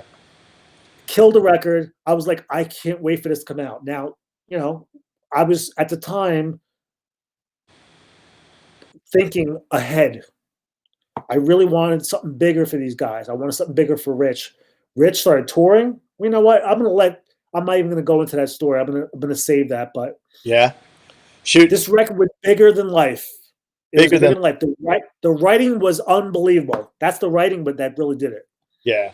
You want to know what? I think I mean, look at this handsome devil, right? I mean, just look at that picture right there. Doesn't it piss you off how handsome he is? Dude, you know what? I kind of don't want to like be next to him right now because it just makes me look bad. But I think standing next to Rich does not make anybody look good. No, it definitely does. Right? Let me duck a little bit more here. But I don't know. Do you think it's time to bring this guy on? Why not? I'm sure he's ready. Yeah, he's ready, right? Yo, hey, Mr. Luzzi, you could unmute your mic because I'm about to bring you on. Guys, give it up for you. He's no stranger to any of us. Let's give it up for Mr. Rich Luzzi. Yo, what is going on, brother? It's been fun listening. Thanks for having me. Dude, you got a nice tan, man. Whoa, you must be down in Florida or something, huh? Yeah, man. I live in Florida now. I've been here for 10 years. My blood is thin. Oh, boy. Dude, Rich, you look so good, man. How's everything going? You do too. Everything's great, man. You know, life is different. I got a wife. I got a 3-year-old, so I'm really up past my bedtime right now. But wow. You know what? Thank you so much for staying up past your bedtime. But the fans here are really, really, I'm sure, excited to see your face because it's been so long since we've all seen you. But, I mean, what's your take on the record? I mean, what was it like coming out with a dance record because you're from the rock industry and performing that record in front of thousands? What was that like? I mean, for me, so yeah, you're right. I grew up rock. Like, you know, I was a product of, you know, my first tape was Guns N' Roses, and then, you know, I was a product of the 90s with, you know, the grunge era and everything, and I played in bands, right, through college, and but I was a kid from Jersey, right, and I was a kid I was torn, right, so I was on one side, I had like a double life. I was like, I loved rock music, but then I partied, right, and I would go out on the weekends, and so for me, you know, it was a crazy experience of how this whole thing happened. I mean, I was bartending at the Jersey Shore from the time I was, my first year out of college, I wasn't even 21, and I was bartending at the Jersey Shore, and I spent 4 years there. So I was at the Aztec, I was at Bermuda Club, I was at Beach Club, I was at XS. I bartended at all these places. So when Merge was there, I would go see Richie. And so what happened was when I graduated college, the guys that I was playing with in my band in college, they were still a semester behind me. So I went back to Jersey, and my parents were supportive of music, and they were just kind of like, you got to go to school first, you got to graduate. And once you graduate, you kind of do whatever you want. And so when I got back from school, I was dating a girl who booked all of the like NYC go-go dancers. And then I was bartending. I don't even remember where I was bartending at the time. But Eddie was DJing. And so at the time he was living on Long Island, and that's where we lived. So he asked us if he could get a ride home. And I was like, Eddie Baez is asking me for a ride. And I knew Eddie because I used to go to the Tunnel. I grew up in Jersey. So 16, 17, I was sneaking out and going into the city and hitting all the clubs. So we know that well. Yeah, right. So like I was like, man, I'm like Eddie Baez is asking me for a ride home. I'm like, yeah, I'll give you a ride home. So we're driving home, and a Pearl Jam song came on, and I just started singing. And Eddie, classic Eddie's like, he looks at me, he's like, dude, he's like, you sing? Just like that. And I was like, yeah. So he's like, why don't you come down to my studio? He's like, I'll pay you to be a session singer. He's like, so I can get some of my ideas across. He's like, because I can't sing. So I was like, yeah, all right, no problem. So I'm like, whatever. I don't even know what this means at this point, right? So I go down to a studio on West 37th, and it was where Ernie Lake had his studio in there. It was actually Johnny Vicious's old studio. So it had the walls of fur in there and everything. And Boris had the studio next door. And so now I'm walking in, and I'm just like, again, I'm just a kid from Jersey in the scene, right? And I see Boris, and I'm like, this is freaking weird, right? And so we go into his studio, and we start messing around on some stuff. And like later that night, Kano walks in, and he hears me sing, and he's like, Eddie. He's like, let me steal him for a minute. So he brings me in the next room, breaks out an acoustic guitar, plays it, shows it to me. I sing it. He's like, we got to lay this down now, right? So I'm like, okay, go back into the studio. They work out, the keys and start laying down, the track. And it was the first time I'd ever experienced seeing a track being built. Like, yeah. The first. I'd been in recording studios for a band, right, but never for anything electronic, right? So I'm really curious, and so I lay the vocal down, and literally 6 o'clock in the morning we finished the song, and that's it. Wow. 6 hours later, right? We started it at like 11 o'clock at night, worked all night long. I sang it a couple times, and then 6 a.m. it was done, right? So that's it. I leave. I don't think anything of this. Right. Eddie contacts me. He's like, I'm going to, he was really excited about the song. And I was too, because I was like, wow, this is pretty cool. But I had no idea what was going to happen with it. Right. So fast forward probably a week and a half later, maybe. And it's like 4 a.m. at Factory. And I'm with all my friends. I'm with my cousin JR. And all of a sudden we just hear this vocal. Right. And I'm like sitting there, and I'm just like, I don't recognize it yet. Right. It's 4 a.m. Factory. Okay. Yeah. So I'm like, we all know. Yeah. Right. So he looks at me, and he's like, he's like, do you hear this? And I'm like, I don't know. And he's like, no, he's like, really listen to this. Right. So now I listen. I'm like, that's me. I'm like, oh my God. I'm like, that's me. Right. And then that was it, man. And then, so the next, then Jonathan just starts banging it. Right. And then he gets in touch with me, and he's like, I want you to come down and sing the song. And I'm like, sing the song. I'm like, what do you mean? I'm like, this is all new to me. I'm like, sing the song. He's like, yeah. He's like, you just come perform the track. So I'm like, he's like, just be here next week. Right. So I'm like, okay. So he tells me to come at whatever, 2 o'clock. He's like, you're going to go on at 2 o'clock. Right. So I get there at 2. I'm hanging out in the booth. He's like, it's not time yet. Right. I'm like, okay. 6:30 finally rolls around. I'm like, that's prime time. Come on. You know this. Right. He's like, it's time. Right. And so he basically throws me on stage at 6:30 in the morning. It was the first time I'd ever performed the song. It's the first time I'd ever performed anything like that, because, again, I'd only been in bands before. So it was completely strange to me. Like, first of all, to be up there by myself and not have guys with me. And then it was like this track, and it was totally, but I loved it, right? Because everybody went crazy. And Dougie Laser, he has the tape of that first performance someplace, and he always blackmails me with it.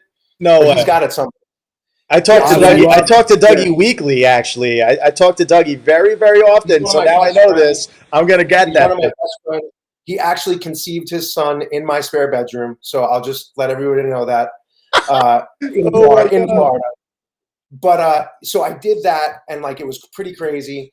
And then a couple weeks, 2 weeks go by, and Eddie's manager calls me, and she's like, "Hey, come on in." So I'm like, "Okay." So she's like, and I'm like, I had what, Dave? I was like 21, 20. I was like 21. I was fresh out of college at this point. So I was like 21, 22 years old, right? And she's like, "People want to book you." I'm like, "Book me?" I'm like, "What do you mean?" She's like, "They want you to sing at their clubs." I'm like, "All right." And I was like, "What do I have to do?" She's like, "We're going to make you a show reel. We're going to get you some girls." I go, "Girls?" I'm like, "You're going to get me girls?" She's like, "Yeah, we got to get you backup dancers." I was like, "All right." I was like, again, I'm like, I have no idea, right? I'm like, "What are they going to pay me?" She's like, "Well, this offer came in for $3,000. I was like, "What?" I was like, $3,000? She's like, "Yeah." She's like, "We'll make you a show reel for 10 minutes. I go, 10 minutes? I'm like, $3,000 for 10 minutes? I'm like Done. 21 years old. I'm like, sign me up. I'm like, let's go, right? So for the next year and a half, my life literally consisted from pretty much a Wednesday all the way through a Sunday. I was all over the place, sometimes 2, 3 clubs in a night but promoters had to they had rights there. You couldn't be within 50 miles and the whole night. But I mean, literally for a year and a half, that's what my life was. From a Wednesday to a Thursday, Abdul was my driver. Everybody in the game that is a DJ that knows Abdul, he passed away, God rest his soul. God rest. Yeah, but he drove me around, and I traveled from Jersey to all the way up into New England, into Florida, into Canada, and that was my life. And then what happened? So again, like no idea about a record label, nothing, right? So fast forward, John, meets Kano. He knew Dave, and he also knew George Cali at the time, and Jonathan hooked it up. And yeah, you're right. We went to a mall, and Dave had a contract, and we just signed the contract. And I still had no idea what any of it meant. I was just like, okay, cool. I got a record deal, right? We're going to print records, and they're going to sell them. And then next thing you know, KTU picks up the song. And so at that time, and correct me if I'm wrong, Dave, but I'm pretty sure and Jeff Zukowski and Frankie Blue were a huge part of this, right? Jeff Z. But that at that time, that song was the most requested song in the history of KTU. In the history of KTU at that time, no other song. Way before they added it, it was requested huge. Yeah. We had a lot of different markets that we worked it to. So you were on in Texas, California, Yeah. Florida. I think Chicago, maybe. I don't remember. But there was like 5 different that jumped on this record.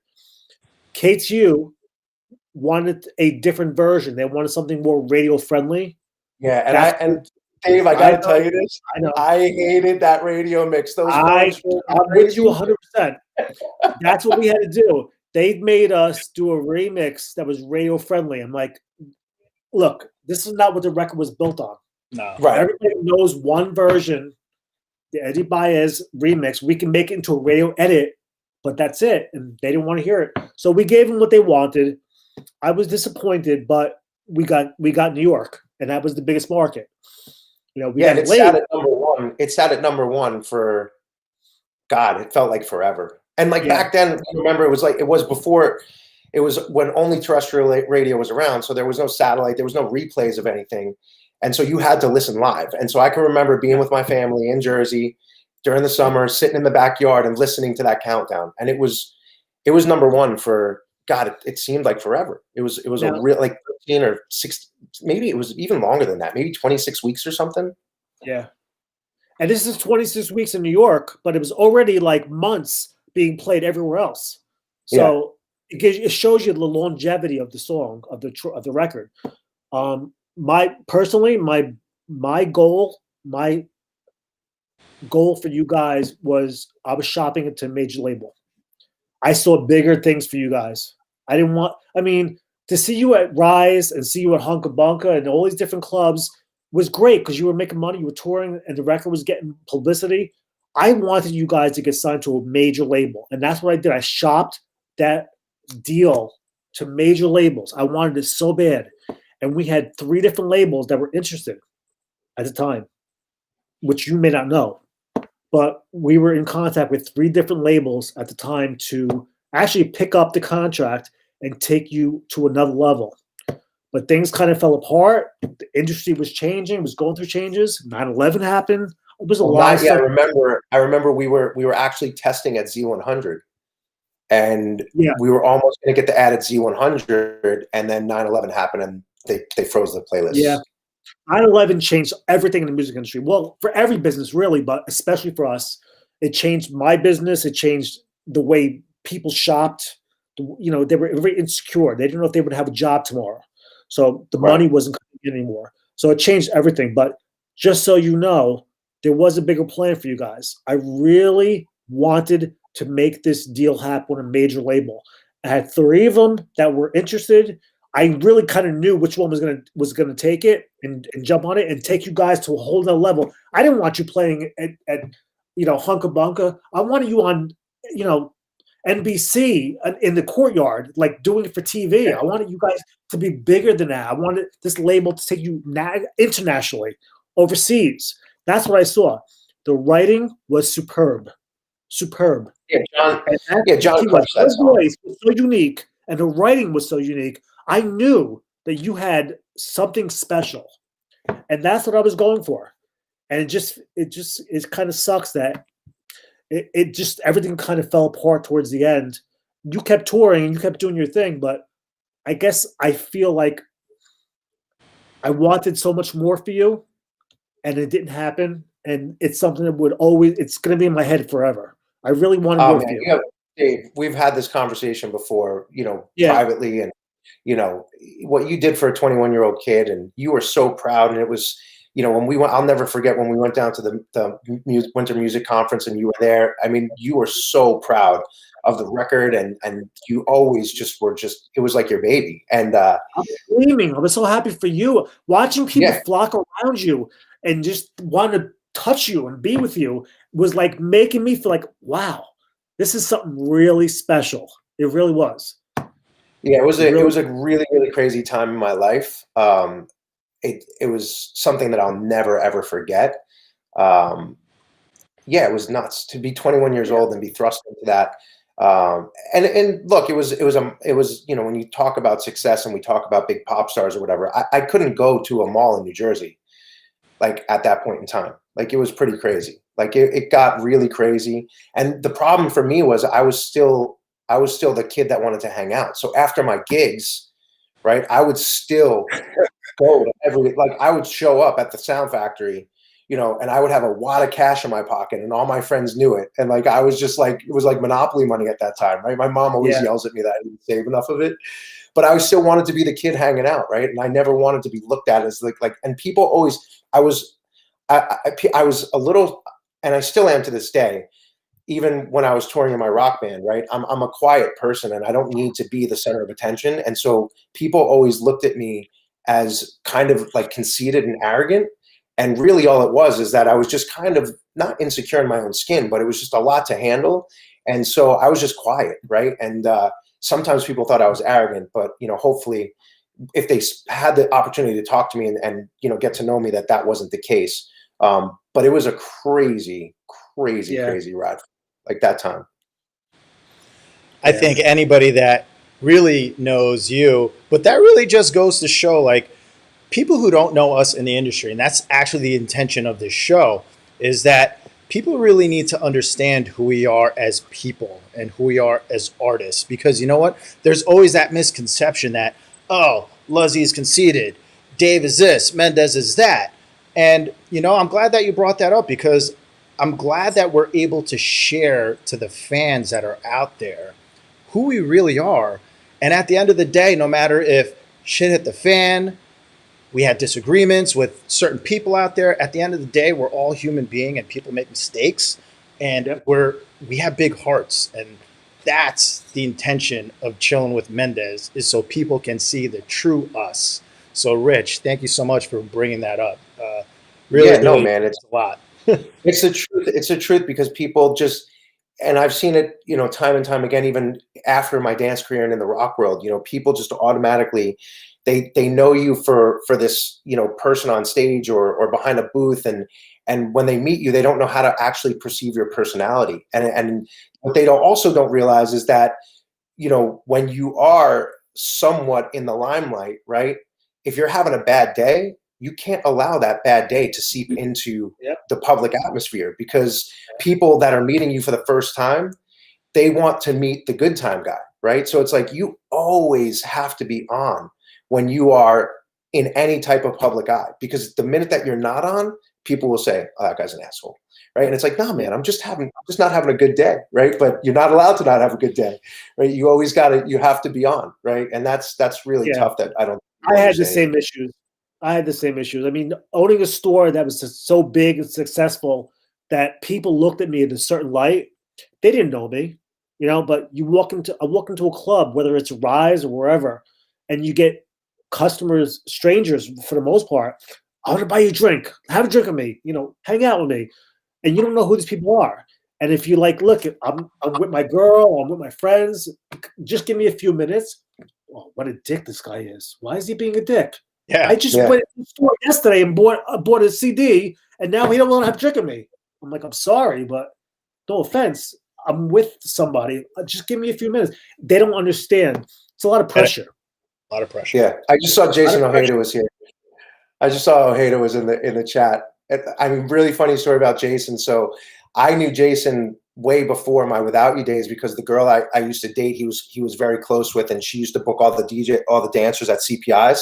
Huh? So I used to be at CPI. So and this is a true story, and it's not one that I'm very proud of, but one night, one of her male dancers, and this was before I did anything, canceled, and she had no male dancer, and she talked me into go-go dancing at CPI. And I don't even know if Jason remembers that, but I used to hang with Jason all the time in Long Island. I love that guy. He's a great dude.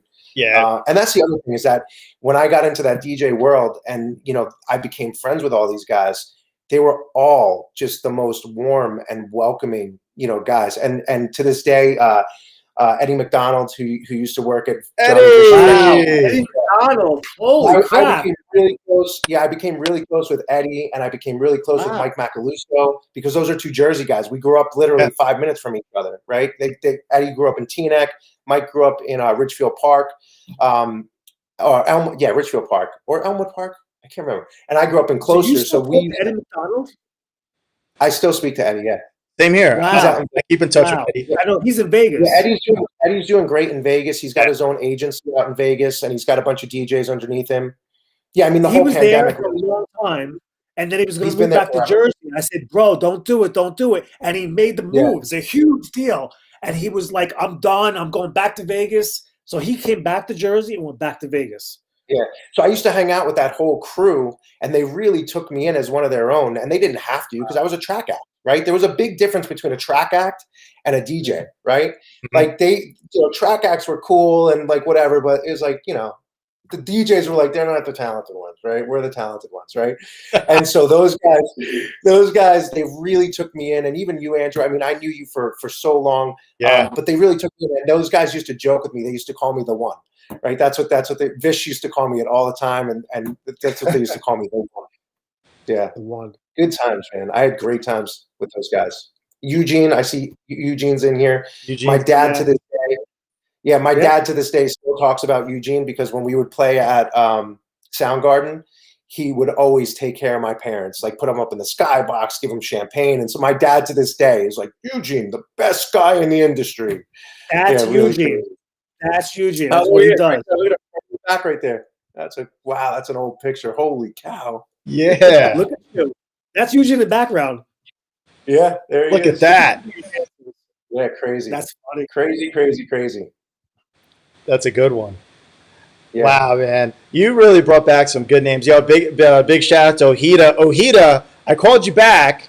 I don't know. You left me a message. I called you back. Haven't heard from you. Ojeda, you better get on Chillin with Mendez, and everyone's going to pressure you. That's it. Yeah, that guy's amazing.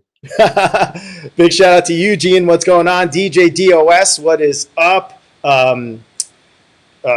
Giuseppe D is up in here. What's going on, Giuseppe D? Giuseppe D was really, really, really good friends with Kano and AV8, which was Mark. I forget his last name, but that whole so in the where Eddie's studio was, you had AV8 across the hall, then you had Ernie Lake, Yeah. and all those guys. So it was like there was this real like tight knit culture of production down there, and I literally spent every day there.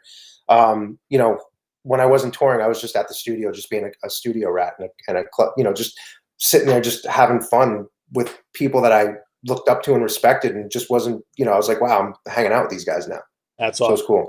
Also, I've been very, very fortunate in my life. Yeah. Also, big shout out to Dimitri T. What's up, Dimitri T? And big shout out to everybody that's in the Classics group that's tuned in. We got a whole bunch of you guys in there. Yeah. Wow. What a trip down memory lane, guys. Look at this. My head is man. blown. It was the craziest part is that when I decided to walk away, everybody told me I was crazy. They were just like, "You are crazy. What are you doing?" I even had a conversation with Dave about it back then, but it was just something that I had to do for myself. What I learned and what I took from the 2 years of a whirlwind touring in dance music and having that record really, really put me a leg up, when I did get into the rock world. Because I had so many different experiences. I had understood what the industry could look like. I understood how evil it could be, like Dave says. So, when I got back into rock, it really set me up, to have my head on straight. I got all my partying out, put it this way. I got all the partying out of the way, touring for 2 years on those records, so that when I got into rock, it was really focused and just all about the business. Wow. Hey, big shout out. DJ Kova's in the house. Super blessed to have you. Oh, John Parker. DJ Kova. Yeah. John Parker checked in earlier, so big shout out to him. Man, we're bringing out the guns tonight, guy. That's amazing. Yeah. Dude, what a trip down memory lane, guys. Rich, thank you so much for popping in tonight. I know it's past your bedtime, but I'm sure everybody truly enjoyed you being here, and I really enjoyed you being here. I'm sure Dave enjoyed you being here. Your first time talking about your record. Listen, when Dave called me to do this, I was like, absolutely. Because the thing is like, I hadn't. You're right. I hadn't been. I walked away for 20 years. Right. Yeah. I pretty much fell off the face of the earth, and I'm not like the Reinas and all the other acts that stayed active throughout time. I went and did something different, and it's good for me to talk about it because I haven't talked about it in a long time, and it's really important that I let the people know that were a part of my life at that time that it shaped me. Right. It shaped me to who I am today, and it was really some of the most. I still have so many of my close friends from that time period. So it was really important for me to come on, and I don't think I've never told the story of the record, in public. Only people that were really close to me knew it, and I don't even think So it was just important for me to come on and just hang out with you guys, and I'm blessed to have the opportunity to just still call you guys friends and to have people give a shit that they even still want to hear about me. Bro, dude, I spin my classic sets. It's probably one of the biggest requested songs that I have every single time I do my streams. Jonathan busted it out a couple of times. There's other DJs that still play your record. My dude, everybody loves that record, and I'm sure everybody is super thrilled to know that you're doing fantastic, that you're down in Florida, that you're a family man. And although you disappeared for the last 20 years, like you said, you're still in all of our hearts at the end of the day. So thanks, bro. Thank you so much for being with us tonight. Really, really appreciate it. And I can't wait to smile off my face right now, brother. Thanks for having me, guys. I appreciate it. Dude, thank you so much. I'll let you attend to being a daddy. I know you're on daddy duty tonight. So thank you so much for tuning in for us. All right, guys. Peace out. Yeah, for sure. Hey, bro. Love you, Rich. Yo, Dave. Wow. Crazy. Wow. Bro, I have chills. Did you ever think in a million years that it would go down like this? No. I got to be honest. This is and you know this. This is the first time in 15 years I discussed any of this. Yeah. I haven't had this conversation with anybody. Mm-hmm. So this is like, for me, it's all new to talk about, but it's still old. And to go back down this memory lane has been so fulfilling for me. Yeah. But at the same time, very emotional. Yeah. Got to be honest, when I saw Rydell come in, I got emotional because I don't get to see him like I used to. And to see Luzzi come in, same thing. Very emotional. You know, there's a lot of, I guess, still open wounds of things wish have, could have, would have done better. You know, we did our best. What we tried to do was build a music store that people could come in and feel comfortable with and leave with that experience, knowing that they're better for what we did for them. And with the label, it was just so much harder, so much more difficult. So I'm happy for what I had. I'm happy for Rich. Seeing him on stage was like, for me, a highlight. It was like watching, it was like watching somebody be born, like something that you like put your heart and soul into on stage. I'm like a proud brother or proud father, whatever to call it. It was a big deal for me. And to see him today, well, these 20 years late, 20 years, bro. Yeah. It's 20 years later. That's messed That's up, a right? 20-year-old song. Yeah. 20 years. To see him now in Florida, married, 3-year-old, daughter. Come on. Crazy. Full circle. There- Full circle. 20 years since that, the start of Mondo Music on Stuyvesant Avenue, all the way up to East Rutherford. I mean, Dave, you've had such a positive impact to so many people. And I'm so glad that, it means a lot to me to have this conversation with you because I was there since a teenager. And to, again, like all these records that I have right here and all the memories that I have and all the lessons that I've learned, whether you remembered or didn't remember, like it was such a big part of so many people's lives.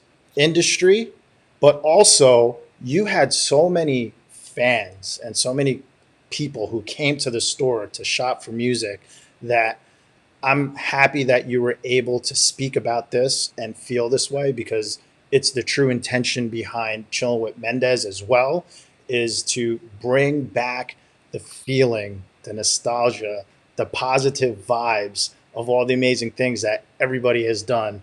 So like, you're the man, brother. You're the man. I really appreciate it. This was like this was a healing moment for me because I spent the last 15 years wondering if really people really appreciated the experience.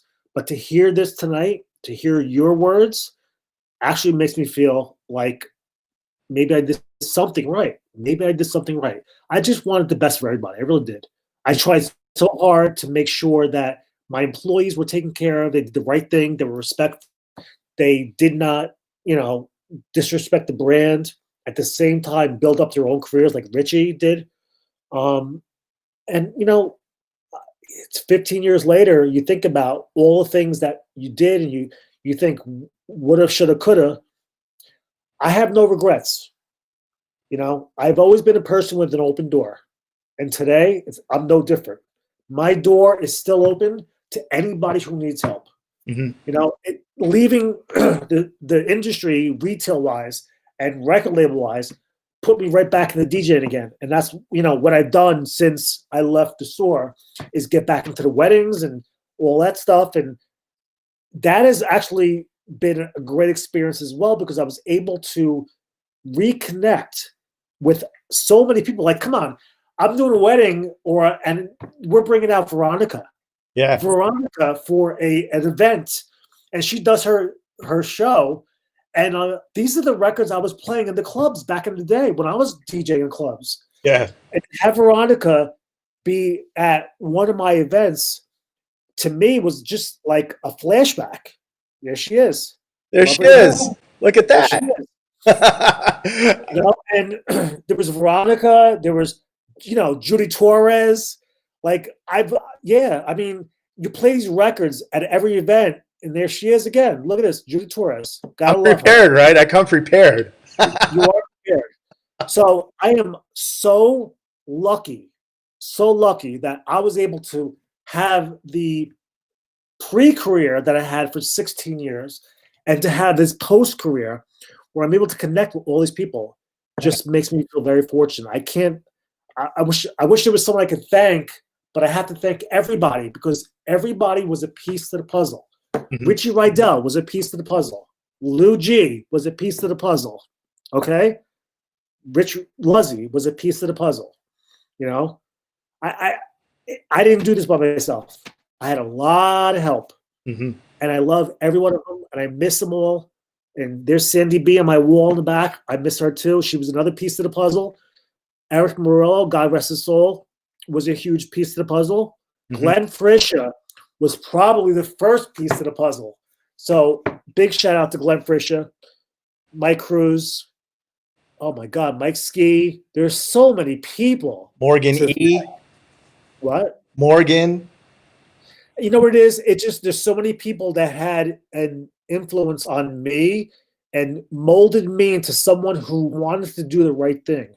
I didn't, once I saw Mike Cruz interjecting with customers and them loving him, and they followed him to the clubs. Do I have time for a quick story? Go for it. Quick story, Mike Cruz story. It's 93-ish, 94-ish, whatever. Mike Cruz is working for me. And I've had friends who are gay in the past, but I've never been close to anybody that was gay, like friendly wise. Mike and I were like brothers. I got to say like brother and sister, but we're like brothers. Mike taught me so much. He said to me, you need to come to the clubs that I work at. And one of the clubs was Crash. And I know you know that club. Yeah, I played there a handful of times. I never went to a gay club before. I'm like, what do I have to lose? So I'm going to go. He goes, Saturday night, we're going to Crash. He goes, pick me up. Now, this is the early 90s. I'm still doing gigs on the weekends. I got a minivan. I'm like, all right, you know what? I'm not driving to the city with a car. I'm going to bring my minivan. I get my minivan. I'm driving a Chevy Astro van. I pick up Mike Cruz, who's living very close to me, and we're driving into the city. He goes, do me a favor. Can you make a quick stop? I want to pick up my girl, Lisa. I'm like, Lisa? I'm like, I thought you and I were going to clubs and hanging in the booth all night. He goes, my friend Lisa wants to come. I go, no problem. Uh-huh. So now we're driving into the city, and we pull over at this building, this apartment complex. And he goes, just pull over here. I'm going to get her out. I'm going to call her. So he gets out of the van, and he rings her bell. She comes out. She gets in the back seat of the van, and we start driving to Crash. Now on my way I'm thinking to myself, I'm going to a gay club for the first time. He told me, he goes, it's gay, straight, it's everything. It's a mixture. He goes, you're going to see a little bit of everything tonight, but it's going to be wild. So be prepared. But I go in, and he goes, you can leave anytime you want. I can get a ride home. Don't worry about me. Now I'm driving, and him and this girl, Lisa, in my back seat are having a conversation. And I'm chiming in here and there. And I'm like, I know this voice. I know this voice. Who the hell is this girl? And I couldn't say it. So I waited till we finally got to the club, parked the car, the van, get out, and we're walking to the club. And him and Lisa are talking. And I look at her. I'm like, holy shit. Was it? It was Lisa. Come on. Of the Cult Jam. Yeah. And I'm like, I look at Mike, I go, you asshole. I go, why didn't you tell me it was Lisa? He goes, what difference does it make? What difference? I'm like, the whole ride over, Lisa sitting in the back of my car, and I have no clue. And I'm like, I know this voice. And we get out, and it's Lisa. And I'm trying to compose myself. I don't want to be like the crazy fan. Yeah. And we go to the club. Mike starts playing, and we're all hanging in the booth. And then eventually she walked around. She did her thing. And I looked at him like, you are an ass. He's like, what's the matter? Why wouldn't you tell me? Why would you set me up? He goes, it's no big deal. It's just Lisa. It's Lisa. Exactly. Yeah. Exactly. But that's crazy. So that is an amazing story. You had Lisa in the backseat of your car.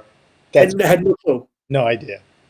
Hey, we have we have someone that just popped in. We got Glenn Frisha. Oh boy. Glenn. Hey, Glenn. Glenn celebrated a birthday last week. Happy birthday, Glenn. But what's up, Glenn? Let's see. What an amazing, awesome interview, he says. And I wouldn't be here if it wasn't for Glenn. Let's just get that straight. If it wasn't for Glenn, I would not be here. I would have closed that shop up after the second year. yeah, So I owe him everything. yeah, we owe a lot to Glenn Frisha. Like, I mean, he was my We all do. motivation to be a DJ. Yeah. Listening to him listening on that Hot 97 each on Saturday nights, recording all of his shows. He blew you up. I mean, Glenn is such a instrumental part in the industry that we love you, Glenn. We love you, Glenn. Don't call me tomorrow. I don't want to hear it. Oh man. DJ Anthony D is in the house. What's up, DJ Anthony D? Anthony D, another superstar. Another young buck who I met very young, who I knew immediately was going to be a big player in this business. Yo, Anthony D, you haven't live streamed in a while. You better get on it, brother. Come on now. The people want you. That is true.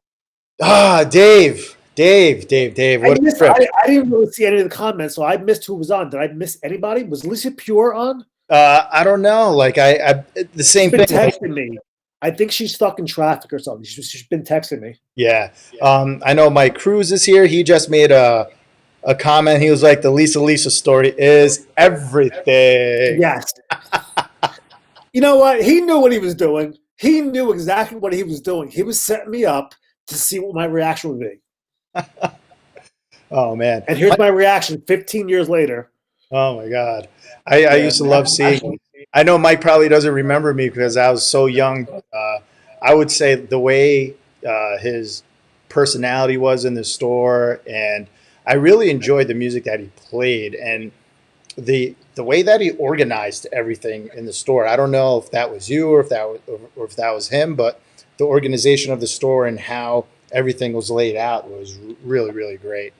You know, here's another funny story about Mike. Mike was playing in a club in Queens. I forget the name of the club. It wasn't a gay club. It was just a club he was doing.